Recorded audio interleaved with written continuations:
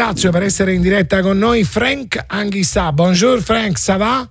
Bonjour, ça va et vous? Ça va bien, bien, très bien. Je demandais in italien, ok? E la traduzione pour toi, Barbara, che è la nostra interprete. Allora cominciamo con le domande in italiano. Dopo il KO col Milan era molto importante reagire, avete vinto a Verona e una grande risposta. Barbara.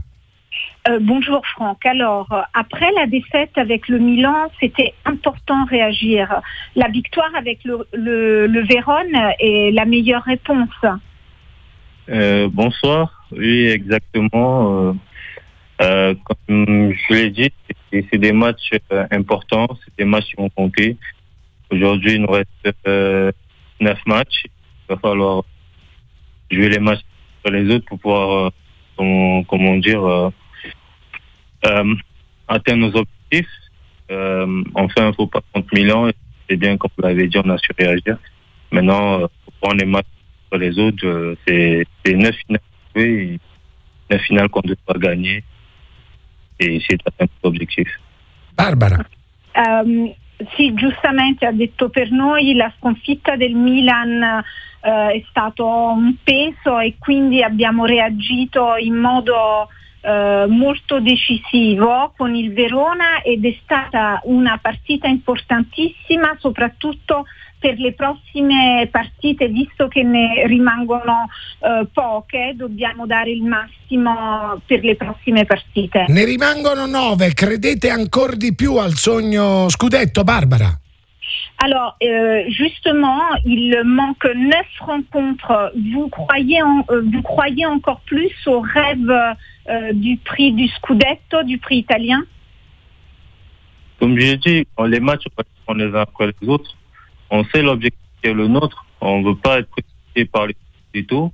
Mais aujourd'hui, on a juste envie de gagner tous nos matchs, le maximum de matchs possible, et à la fin, on va les comptes. Aujourd'hui, il y a 3 équipes qui se distinguent, qui sont collées. Et même 4 si on compte la Juve. Donc ça va être serré, mais nous on ne pense pas au Scudetto ou à la Champions League ou à quoi que ce soit, on pense à gagner les uns après les autres et à la fin on va les compte. D'accordo, quindi diceva sì, come ho detto per noi è importante vincere, però affrontiamo ogni partita in modo singolare, nel senso che vogliamo vincere partita per partita, anche perché il campionato oggi siamo tutte vicine come squadre, non pensiamo allo scudetto, pensiamo singolarmente a vincere ogni partita. E che insidie nasconde Napoli-Udinese sabato, la prossima partita? Che partita sarà Napoli-Udinese? Et justement, on demandait, mais le match de samedi contre l'Udinese, quel piège vous voyez dans ce match, s'il y en a?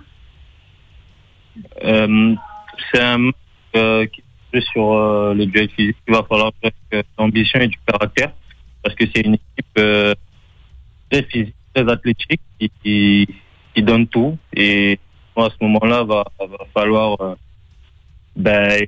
niveau de jeu et répondre dans le duel physique, parce que un match ça se gagne certes tactiquement, techniquement, mais aussi faut pouvoir physique. Une équipe très physique, ça c'est un match très difficile, mais quand tu as un club qui a de l'ambition, tu dois pouvoir gagner ce genre de match à domicile. Aujourd'hui, peu importe l'adversaire, on va tout donner et puis on va tout faire pour rendre les supporters napolitani fiers. Prego Barbara. E quindi dicevano l'Udinese è una squadra molto tecnica ma soprattutto anche atletica, quindi per noi sarà una partita difficile anche se giochiamo in casa. È importantissimo essere preparati come loro sotto il profilo tecnico e stare addosso a tutti i giocatori, ce la giocheremo sicuramente alla pari. Ce la giocheremo alla pari. Io chiedo a chi è in compagnia di Anguissa, proprio per avere una ricezione migliore, ritengo che ci sia il telefono in viva voce, bisogna toglierlo perché altrimenti non arriva chiara la voce di Anghissà, anche a beneficio di Barbara Russo, che è oggi nostra interprete per la traduzione. Allora, prossima domanda per Anghissà, lui che ha giocato in Premier, ha giocato in Ligue 1, ha giocato in Spagna, al primo anno in Serie A. Ecco, ma come la trova la nostra Serie A? Alors Franck, justement, étant donné que c'est la première année que tu te retrouves en Italie dans la Serie A, comment tu la trouves cette compétition italienne? Je la trouve très bien. J'avais des petites appréhensions en venant ici. C'est un championnat difficile, très tactique. Et je venais aussi pour apprendre, avoir cette culture tactique qui allait me permettre de progresser moi individuellement en tant que joueur. Et je trouvais qu'il y avait du rythme contrairement aux années précédentes. Donc c'est un championnat qui joue, qui court, qui n'a rien à envier aux autres championnats. C'est un très beau championnat, je me sens à l'aise et puis j'espère continuer à apprendre et à progresser dans ce championnat. E quindi lui trova questo campionato molto molto interessante anche per rapporto a quelli ai quali ha partecipato. Dice che è un campionato che corre, molto atletico, dove veramente c'è da giocare, e quindi è felicissimo di trovarsi in Italia e se la giocherà tutta. Spalletti lo stima molto, dice che è una sorta di allenatore in campo. Gli piace questo ruolo di allenatore in campo? Franck, alors justement, il me disait que Spalletti a beaucoup d'estime pour toi. Il dit que tu es l'entraîneur sur le terrain et que tu donnes beaucoup de conseils. Tu parles avec Spalletti. Tu aimes ce rôle d'entraîneur sur le terrain? Un rôle d'entraîneur sur le terrain, je sais pas trop. Je sais que je suis quelqu'un qui aime beaucoup parler sur le terrain parce que quand tu es au milieu, tu dois avoir l'impact. Je suis un gars qui aime aider ses coéquipiers, c'est-à-dire pour les aider, il faut pouvoir communiquer. Et ce qui est bien, c'est que les coéquipiers ils écoutent, le coach il écoute. Des fois, on peut ne pas être d'accord et il arrive à être proche de ses joueurs et les écouter, parce que c'est difficile d'avoir un coach qui écoute ses joueurs. Lui, il nous écoute de temps en temps, c'est-à-dire il accepte qu'on ait ces rôles-là de, comment dire, comme vous dites, un entraîneur de terrain. Moi, je suis quelqu'un, je parle beaucoup et il me laisse faire et c'est bien pour ma confiance, c'est bien pour la confiance du groupe. Et quand tu vois des coéquipiers qui t'écoutent et un coach qui prend le temps de t'écouter aussi, ça ne peut que te faire plaisir. Bien sûr. Diceva che Spalletti è un allenatore che ascolta molto i giocatori e lui come giocatore ama il dialogo con il suo gruppo e con gli altri calciatori del gruppo, proprio perché si trova al centro e per giocare bene deve ascoltare qualsiasi tipo di anche lamentele, e questo lo ha fatto sempre e Spalletti glielo permette, pertanto per lui è un ruolo importantissimo quello della comunicazione con il gruppo e con gli altri giocatori. E a proposito, ce lo dà, lui è molto amico di Osimhen, ci dà un aggettivo per definire Osimhen? Franck, étant donné que tu es un ami de Osimhen, est-ce que tu peux nous donner un adjectif pour définir Osimhen? Je peux vous en donner plusieurs. Osimhen, c'est quelqu'un d'imbattable, de surprenant, d'audacieux, de fort, d'humble. Il est très humble et c'est un combattant, c'est un guerrier. Grande combattente, Osimhen. Sì, allora dicevi che è un grande combattente, audace, forte, sorprendente, imbattibile.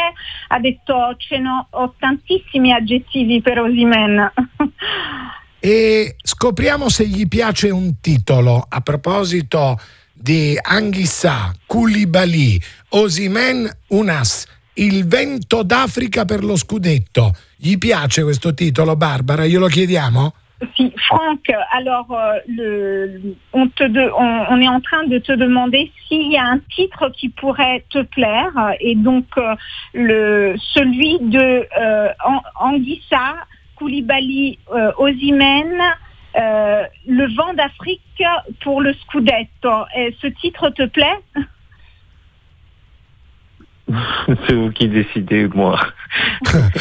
Le vent portera lo scudetto a Napoli. Le vent africain. Je pense que ce genre de titre, je sais pas trop. Je pense qu'il faut toujours mettre l'équipe en avant, et je pense que c'est pas aujourd'hui le vent d'Afrique qui amènera le scudetto, c'est tout le club de Napoli, les supporters et toute cette grande famille, parce que si un jour on le gagne, ça sera pour toutes ces personnes, avec les efforts de toutes ces personnes, parce que certes nous sur le terrain on donne tout, africains comme européens comme sud-américains, parce qu'on est une grande famille, mais aussi les supporters qui nous donnent tout leur cœur. C'est un club avec énormément de passion, et je dirais plutôt tous ensemble, parce que tous ensemble on le veut.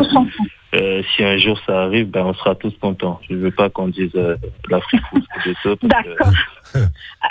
Allora diceva giustamente Frank che non è il vento d'Africa, ma siamo tutti assieme, europei, sudafricani, africani, tutti insieme, i tifosi, la squadra, siamo tutti, se arriviamo al risultato della vincita dello scudetto, a avere ed ottenere questo grande risultato. Non mi piace individuare solo un'etnia, ma mi piace essere inclusivo di tutte le etnie. Ultimissima, a proposito di etnie, a Verona ancora episodi di razzismo, ma come si combatte il razzismo negli stadi? E poi salutiamo Anguissa. Alors, la dernière question est à propos des ethnies et du racisme. À Vérone, il y a eu encore des épisodes de racisme. Comment peut-on combattre le racisme dans les stades, à ton avis? Moi, honnêtement, j'y fais pas attention. Je suis footballeur. Dans tous les métiers, il y a des inconvénients. C'est dommage qu'en 2022, on retrouve encore des racistes. Mais après, les clubs, la Serie A et toutes ces personnes-là qui dirigent le football doivent penser à comment faire pour remédier à ce problème qui mine le football. Mais après, pour ma part, je demande aux joueurs victimes de racisme d'être forts parce qu'on sait d'où on vient, et c'est notre force qui fait en sorte que nous soyons là. Moi, j'accorde pas d'importance à tout ce que les gens peuvent dire ou à tous ces racistes. Juste les dirigeants, toutes ces personnes-là qui prennent des décisions, à elles de trouver ces solutions parce qu'elles sont là, mais il faut les appliquer. Mais maintenant, si vous les appliquez pas, le racisme, ça va continuer. Moi, bien sûr. D'accordo, allora ha risposto e ha detto io personalmente non faccio attenzione a questi episodi di razzismo sulla mia persona, e mi dispiace che nel 2022 ancora stiamo a parlare di razzismo, però penso che l'unico rimedio a questo problema è soprattutto trovare una soluzione anche a livello organizzativo e dirigenziale della serie A del calcio, e quindi a chi ha il potere decisorio di fare applicare le regole, come è giusto che sia. Molto bene, merci Frank, grazie Anguissa, ciao Frank. Prego. Oh, vedi, prego, che bello, in italiano.